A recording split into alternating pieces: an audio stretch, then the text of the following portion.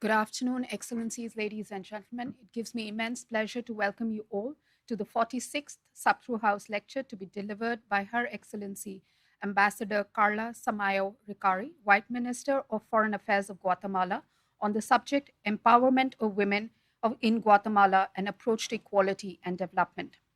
We will begin our program with welcome remarks by Ambassador Vijay Thakur Singh, Director General, Indian Council of World Affairs, which would be followed by the 46th Sapru House lecture by Her Excellency. The lecture would be followed by a question-answer session, which would be moderated by the chair. May I now request Ambassador Vijay Thakur Singh, DG ICWA, to kindly make her welcome remarks.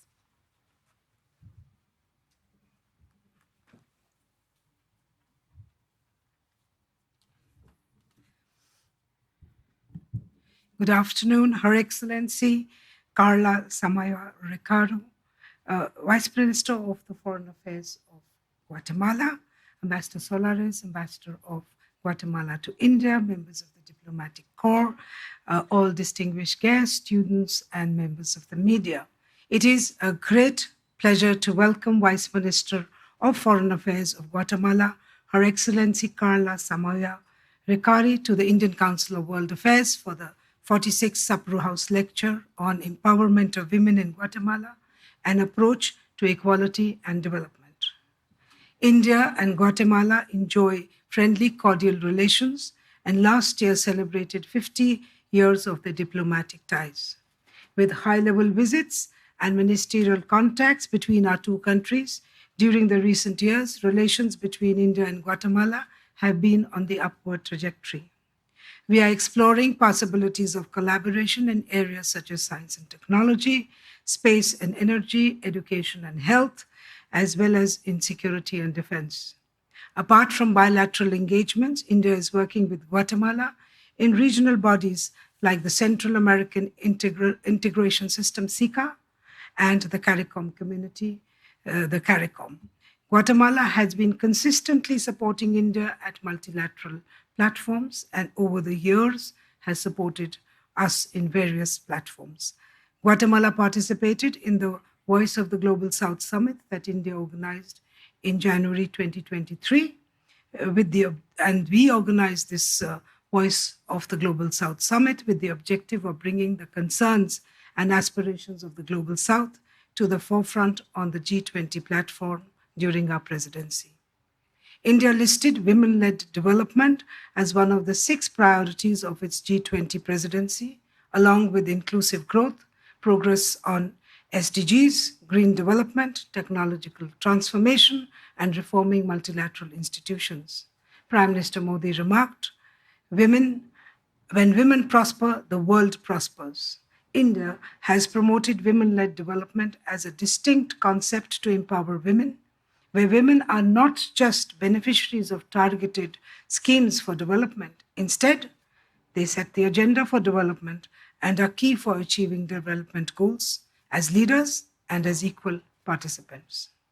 India's own vision for women-led development includes increasing investment in and access to education and skilling for women, promoting women entrepreneurs, as well as women-owned and women-led MSMEs, recognizing and further encouraging women's role in climate change, food security and nutrition, enhancing leadership and decision-making roles for women, including in political systems and governance.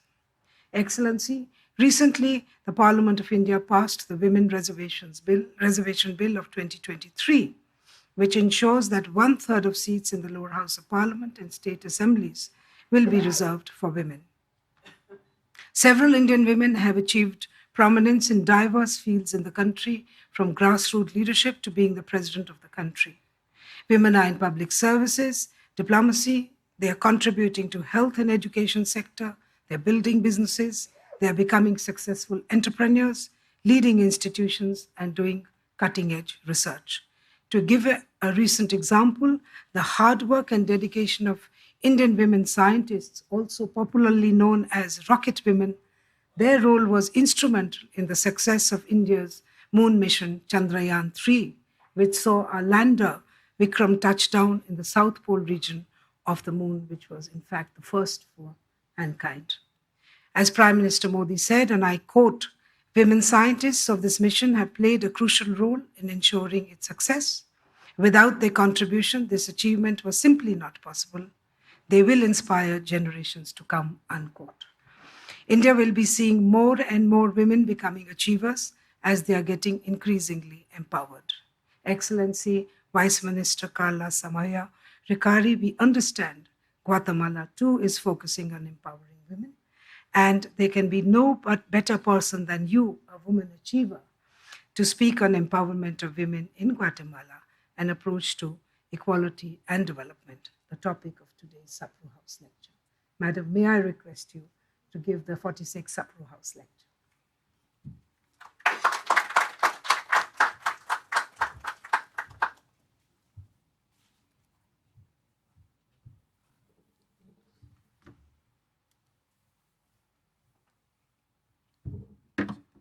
Just speak this. Okay, great.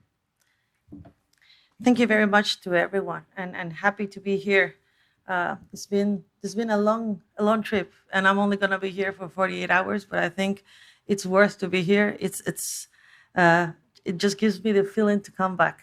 There's a lot to see, and I barely have seen, I think, less than 1%, and I'm already in love with India. Her Excellency Honorable Ambassador Vijay Thakur Singh, Director General of the Indian Council on World Affairs, ICWA in New Delhi. His Excellency Mr. Hitashi Rajpal, Director of the Indian Council of World Affairs, Excellencies, Ambassadors, High Commissioners, and member of the Diplomatic Corps in India, Namaskar. It is an honor for me as Vice Minister of Foreign Affairs of the Republic of Guatemala to participate in the 46th lecture of this distinguished council. I want to express my gratitude to ICWA, a widely known and esteemed institution and has received so gracefully and has received me today. Guatemala and India are countries located away in terms of distance and geographic locations, but both countries have fruitful diplomatic relations that have transcended borders, and the relation is becoming stronger. Is this working? I think it's not working.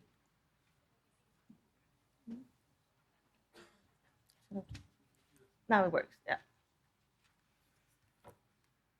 Okay, perfect, thank you. More than 50 years after the establishment of diplomatic relations, our common desire for peace and prosperity of our population has solidified a platform for cooperation and mutual support of our interests worldwide. I'm present in India today with the objective of strengthening our friendly and cordial relations to lead the third Foreign Office bilateral consultation between India and Guatemala. So far as a vice minister, I think I'm the first woman, so happy to hear that. Fortunately, in my diplomatic career, I have seen how strategic partnership among countries work, particularly when countries that defend the same objectives can make real and effective changes. I have worked with a lot of very important Indian women that has done differences in the diplomatic world.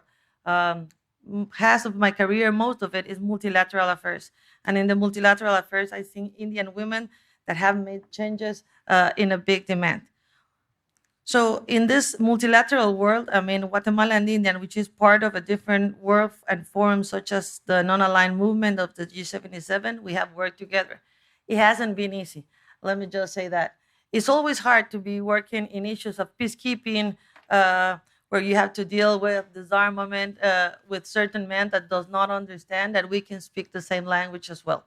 However, day by day, it's getting easier just because younger generation, I would say, they think different. So it has worked out better. But at the beginning, believe me, it was hard. I would say something good, and is that a woman has to work the double of a man. So you have to push and show yourself. But once you show yourself and you're in, then you're part of the group. And that is something that I have to say in that part of equity. As I was talking with my colleagues a while ago, I was saying, I mean, I'm not expected to be chosen just but to be a woman, but just to be good and also a woman, which I think is the important thing. But having worked again in the multilateral diplomacy for many years at the United Nations, I have the important memories on how Guatemala's partnership of one of the most noble tasks of the UN, which is peacekeeping, have made a greater progress efforts for the participation and empowerment of women in this task. India was the first country actually that sent women to the field, which is something that I'm really proud of.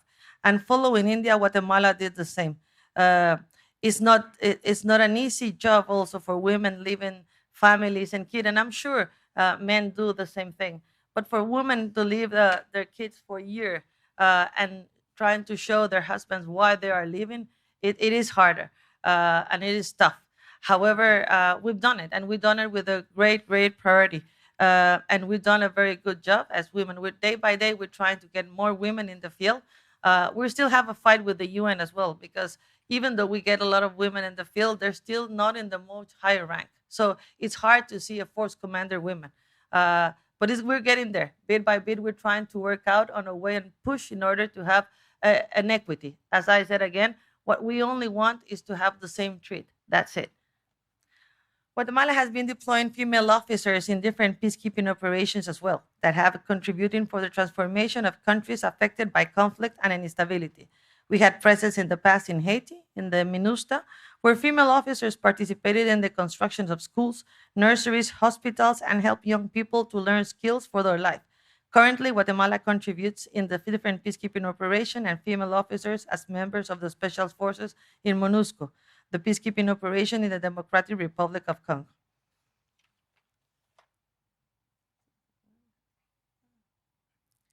On the year 2000, a path-breaking decision was agreed in the United Nations Security Council, and it was the adoption of the Resolution 1325 on women, peace and security.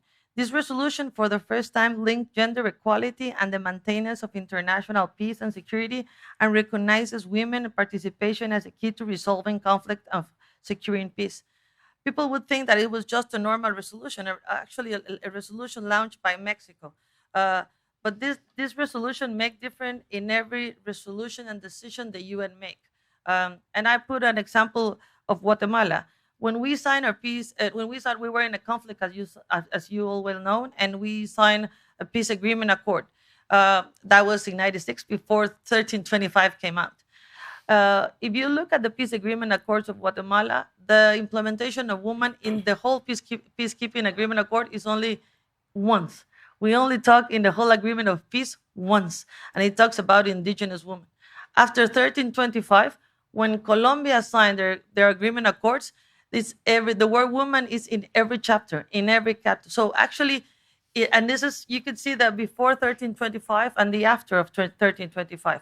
It started with something small, and then after this resolution, there has come a lot of resolution that has implemented one by one that had actually make a little bit more of what the importance of seeing women and working with women it is in this kind of negotiation of peace and agreement that actually later on will give also development and stability as well. Um, this historic resolution, 1325, and its subsequent resolutions reaffirm the important role of women in conflict prevention and resolution, in negotiations, peace building, as well as humanitarian response and post-conflict reconstruction. Women are agents of change, and their active participation shows that even in the most difficult circumstances, important changes can be achieved in benefit of different of the societies. So this kind of things, you can see it very well, for example, in the Syria war. When all the IDPC camps in Lebanon were made, we start seeing that actually, whenever you will ask all the displaced, how things will work, women will be always the one who answered. And we were asking, how come men do not talk, only women? And an NGO came to talk to me and told me the reason why women talk more is, believe it or not, because of their children. They want their children to be in a better place. And for that reason, I mean, they just push without thinking and they work without thinking. So there was a whole process to lead and what happened with men. And it was understandable at that time. I mean, when men at that time were the providers and the war took everything from them. So what we started working and this was through WFP, was in a whole process to men for understand that the war was not their problem or their reason that women didn't have what they were deserving. So they were trying to work psychology for men in order to be equal to women. And that's when I go again to say that what we are asking is just for equity, because it's not that everything needs to be done only for women, but also sometimes, I mean, there's also vulnerability in men, and that's okay as well. And that equity needs to be shown in every side. In war, you can see that very often. In our national level, and let me just go for that side. In our national level, in Guatemala, our constitution, the supreme law, provides the legal framework for the gender equality between men and women. And I quote Article 4. In Guatemala, all human beings are free and equal in dignity and rights. The man and the woman, regardless of their marital status, have equal opportunities and responsibilities. No person can be subjected to slavery or any other condition that undermines their dignity. Human beings must maintain brotherly conduct among themselves. And those kind of qualities are something that exists. In fact, we just have a process of election. We are just in the process of changing new government. And in our last elections, we had three women that were candidate as presidential candidates, and I would say two or three as well as vice president. But two of those women were very in a high rank. Uh, at the end, the voters decided. We ended up with in the new election for two men, and the elected president is a man. However, he talks about me and my vice chair as one, my vice president, sorry, as one. And I think this is something important. And also, as a country as Guatemala, which usually we only had men, having women, post of themselves as president, it's a big task. It's a big jump of what we were and we used to have before. Uh, our legislation marks this way to the equality among women and men, establishing the foundation for the promotion of the same opportunities. Since then, the state of Guatemala has continued developing initiatives for strengthening the empowerment and comprehensive development of all women in Guatemala. On May 17, 2000, the Presidential Secretariat for Women, SEPREM, as its acronym in Spanish, was created at this entity that recommends and coordinates public policies of the promotion and development for Guatemalan women.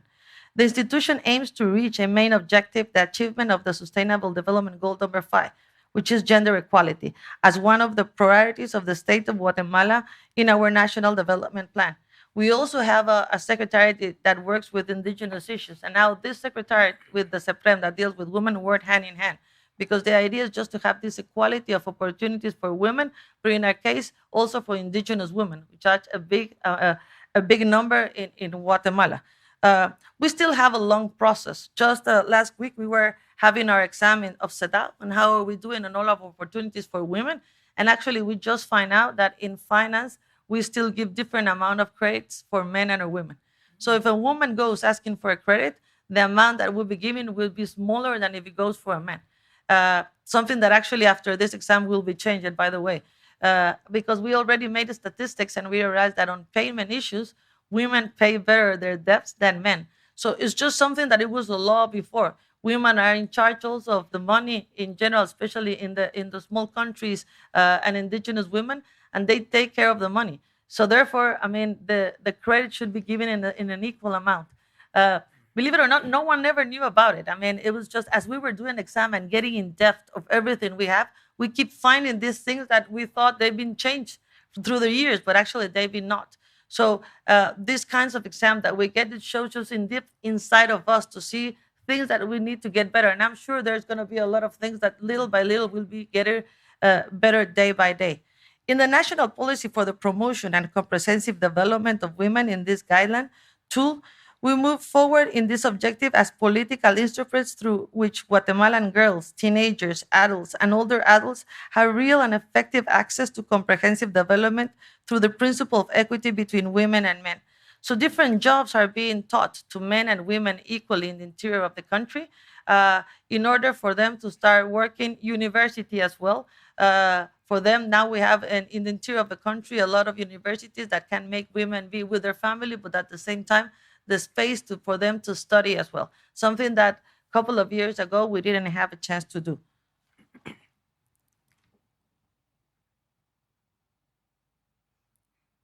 Let me just go here. Guatemala is also a country that, like India, shares the heritage of ancient civilizations.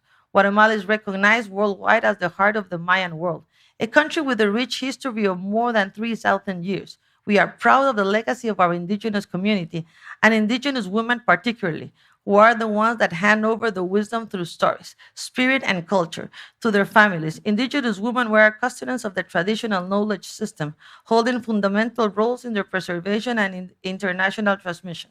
One of the good things that we have now is usually women in the interior of the country, whenever they came to the city just to work, they will tend to take out their indigenous customs just because they thought it would be better to get a better job by wearing, normal clothes like they have and not wearing their national customs.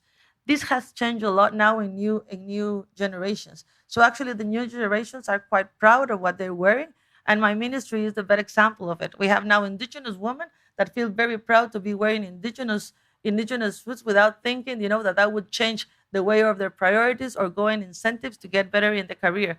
And it's something that has changed through generations, as I said, not because we actually post on something. So uh, maybe what I would say is that people that were in my age, and I would not say my age, but I mean from my time, we're a little bit more conservative of what this feels and it is.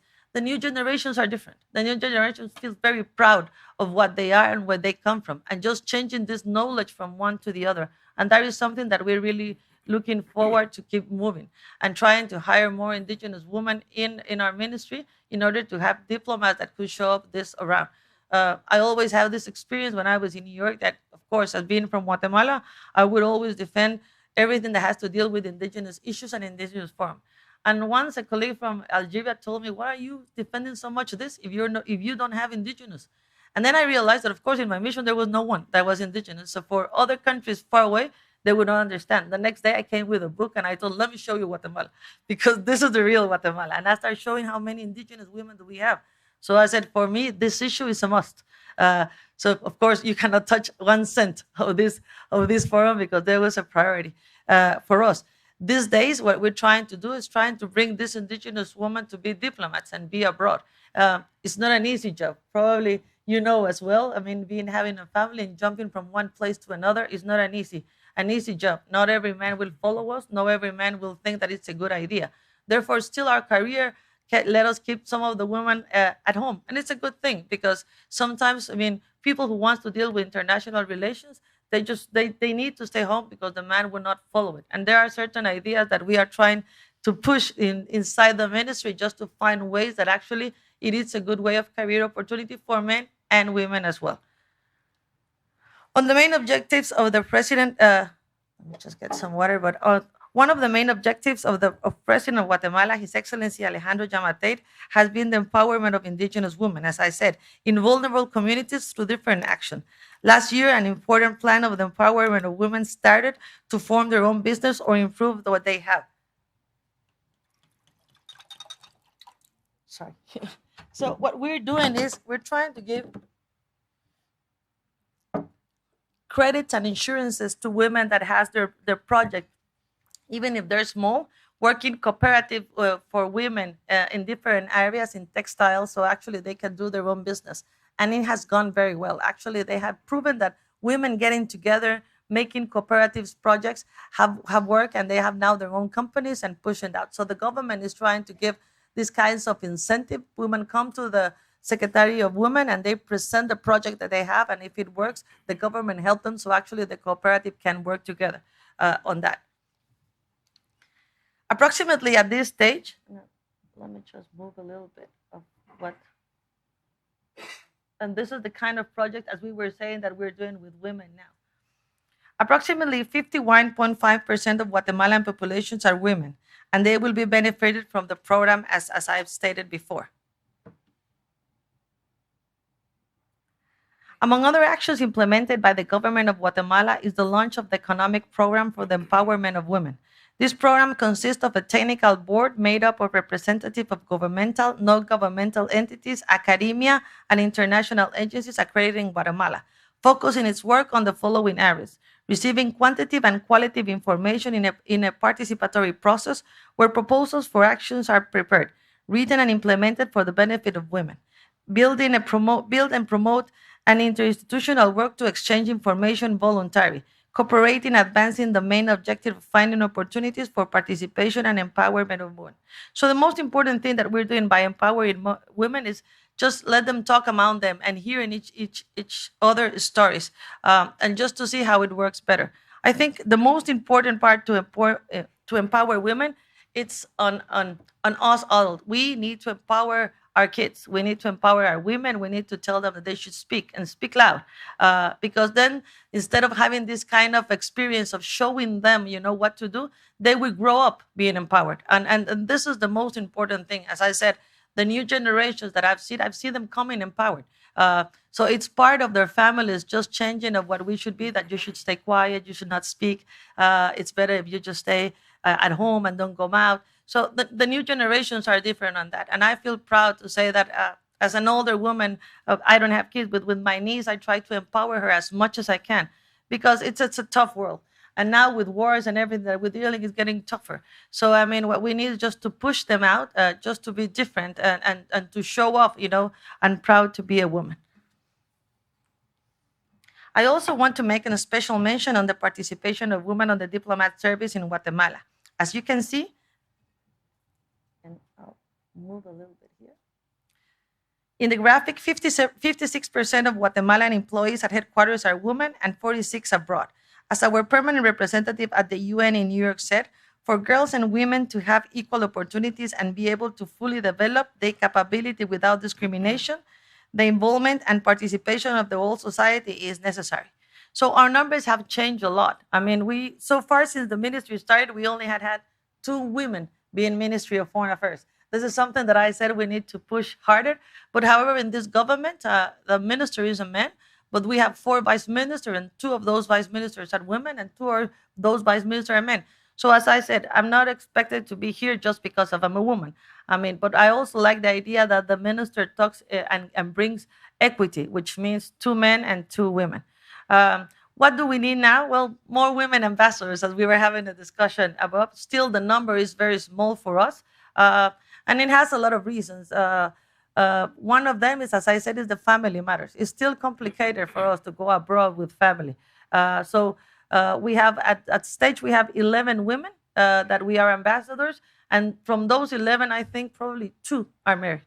The rest are either single or divorced. So that also shows you that there is a problem about how to deal with the policy on try to find out ways that actually they can go abroad with their partners and try to get a better career, but at the same time not losing their family, which is always a problem. Let me just add a percentage that out of those 11 women, 4 were chosen by the minister that was a woman when she was Ministry of Foreign Affairs. So this is something, a mental change that we need to do with our future leaders. Madam Director and general colleagues, before coming to India, I was informed of this important bill that was approved by the Parliament of India, as you just stated, the Women's Reservation Bill, which is a great example of India acknowledging the importance of the role of women in an inclusive society, and particularly in politics. This is a significant achievement for women in the largest democracy in the world. So India, in my case, congratulations. I think something's bigger. Sometimes, I mean, it's as I said, we shouldn't have quotas of women. I mean, there should be women there by principle, but sometimes it's the only way. Secretary General of the UN has done the same thing. Every time you have a USG in a mission, if the USG is men, then the number 2, the DSRG, has to be the woman, or the other way around. And there was always a complication because they said, oh, that's giving privileges for women. But he once said, I mean, I've tried all the ways to have 50-50, and there's no other way. So I'm trying to do is just obligating the things to be done, so actually numbers get at the level, and it's working.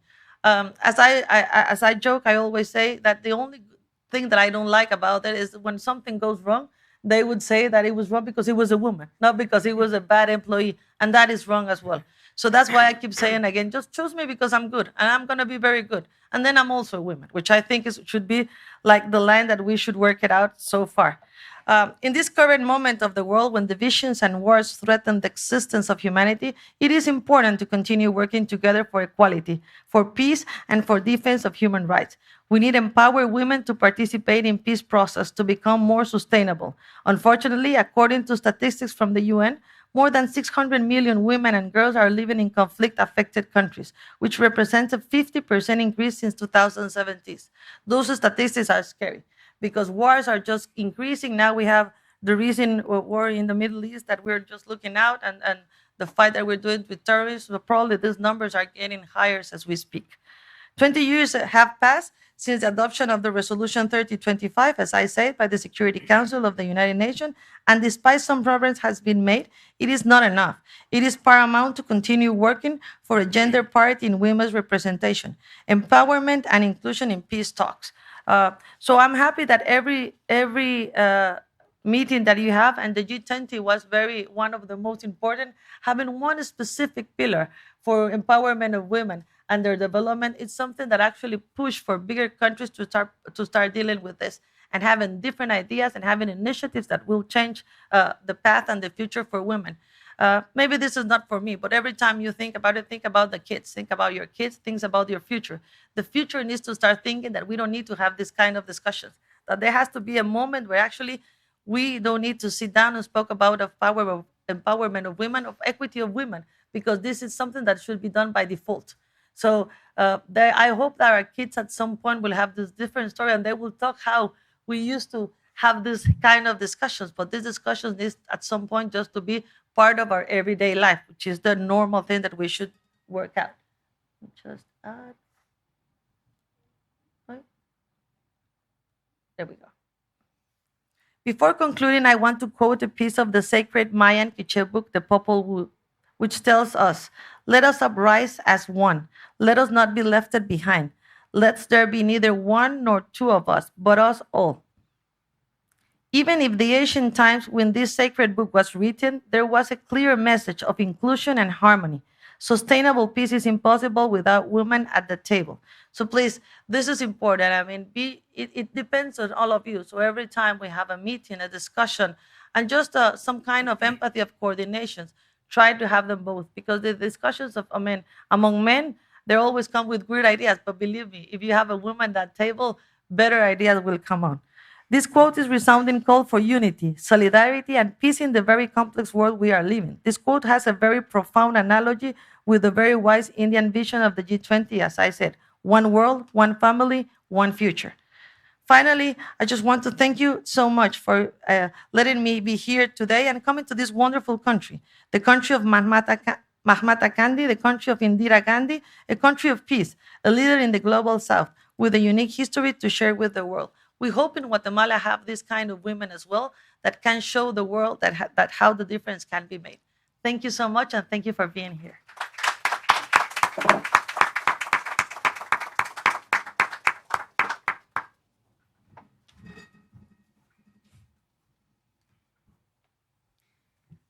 It is my honor to thank very much Vice Minister Karla Samayoa for a very insightful talk on empowerment of women in Guatemala, an approach which is based on equality and seeks to look at development.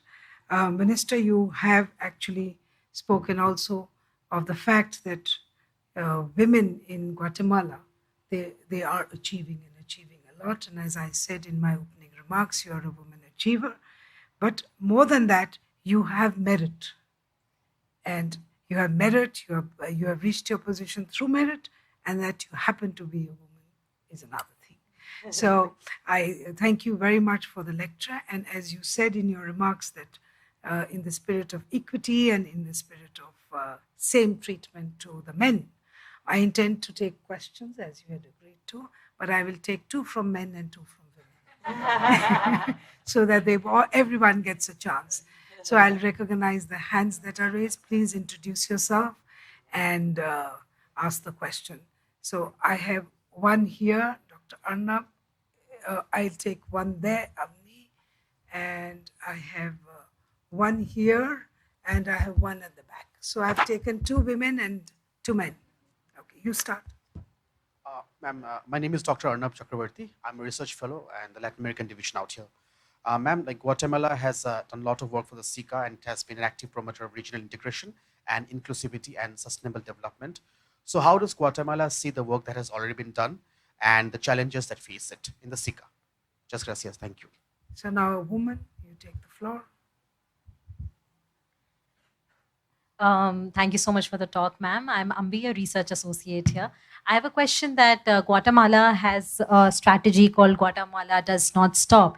So that aims to attract entrepreneurs worldwide to invest in the region. So is there a particular focus on women-led enterprises in this strategy? And what would you say that what are the areas in which India and Guatemala could together cooperate when it comes to this strategy? Thank you. Now there at the back.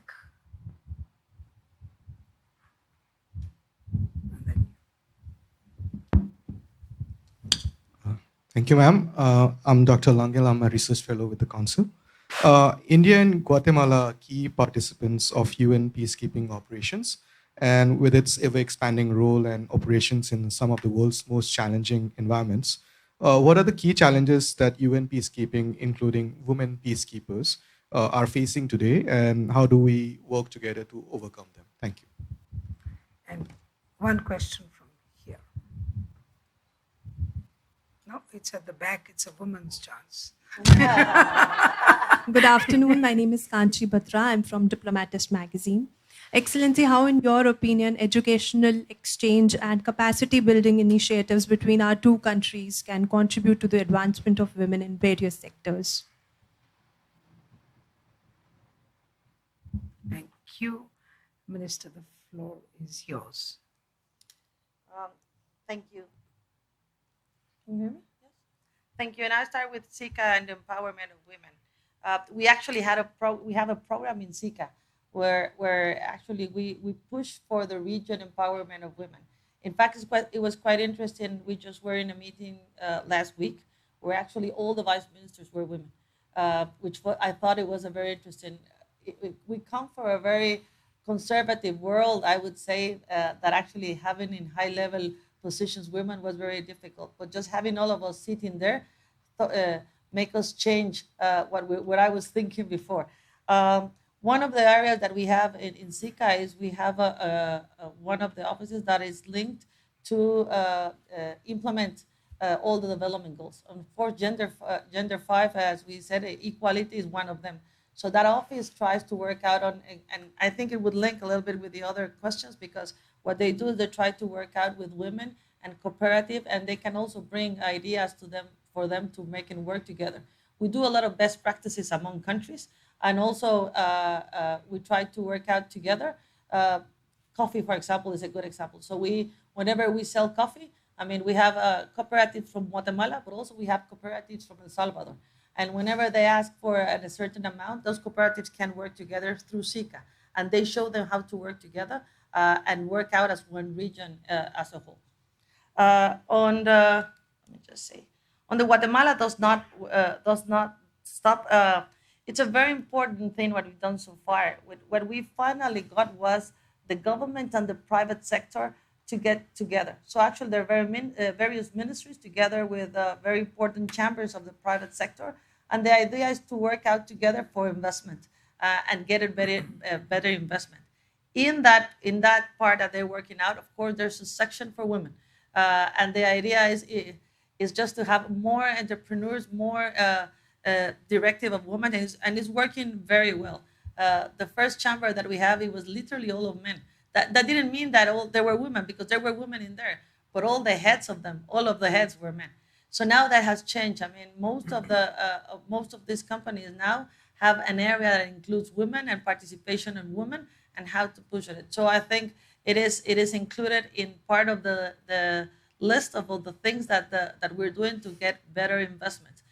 Believe it or not, a lot of these companies that are led by women have done very good through this campaign. So hopefully by the next time we will be giving actually statistics of how much do we have on these kind of companies working together. And the most important thing is that actually it pushes through government and private sector together. So it's not just only the government helping for the empowering of the women, but the private sector in their own companies having a specific plan to do that as well.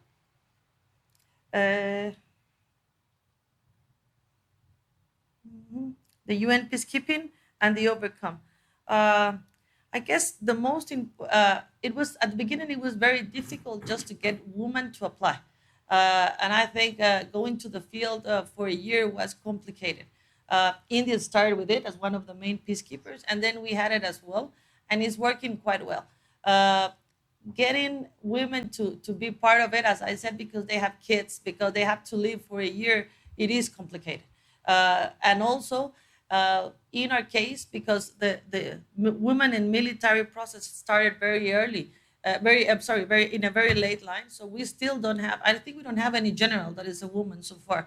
So we have met the inclusion of women in the military area just came a couple of years ago. So by the career that they do, and I think, if I'm not wrong, that the only thing that we have so far is 1 or 2 colonels. So what we don't have is women in peacekeeping in higher positions. This is being more complicated now that the peacekeeping missions are being closed. So actually, what we are having is that those big missions that are working in, it is hard just to be in. Because now the pool of peacekeeping is getting smaller. The other problem that we have at this stage is the language. Most of these peacekeeping missions are francophones.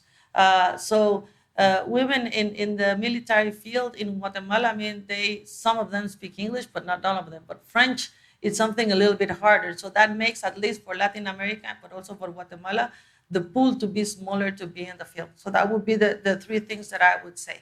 And then how to work together with an educational state of power. I guess best practices is the best way. This kind of cooperative of women that we have in the interior of the country, I'm sure you have them as well in India. So the idea is, how do you work together? How do you sell your products? How do you make them look in a fashionable way? And I would talk about textiles, which I think we have together, and a very nice, and also spices. And just to see, I mean, what are you doing? Exchange of dishes, exchange of food, exchange. I mean, because things that we think they don't sell in Guatemala, probably they will sell in India, or vice versa. So I think just starting by getting together the women, the cooperatives, and in the government side, our secretariats, just to exchange of views, can be the beginning. The beginning, because I'm sure there will be a lot of things and else just to think. The last thing I will do is just what we need to think about is just that we need to show women not only how to do the work, but how to make it sustainable. Because at the end, this is the harder part. When you have this cooperative, at the beginning, you have government, donors, NGOs helping, and everything shows very beautiful, and for the picture is good. But for the most important thing is how that woman make, and that pool of women makes sustainability out of that their company and the job that they have. So this kind of exchange will be very important for us, because that also brings a better economy for India and for Guatemala as well. Thank you so much, Minister, for taking questions. I do know that you're short of time. And I'm also aware that there are many questions from the floor, but I won't take any further. And I'll take this opportunity to thank you very much for taking the questions. And we can see that the Guatemalan women, from what we hear from you and what you yourself bring to the table, that they have come a long way, and they are contributing to national policy formulations, and they are looking at women development as a process that you develop, you empower, and then you sustain. So, Minister, we wish you the very best, and we thank you very much for coming here and speaking about women empowerment. And I take this opportunity on behalf of everyone here to thank you very much for agreeing to deliver the 46th Sapru House lecture. Thank you so much. Thank you so much, and thank you for having me. On behalf of the Indian Council of World Affairs, I would like to express our gratitude to Her Excellency Ambassador Karla for taking the time out from her busy schedule to deliver the 46th Sapru House lecture. I also thank Ambassador Vijay Thakur Singh for chairing the discussion. I take this opportunity to thank our audience for their participation. Thank you, and please join us for tea at the High Foyer. Thank you.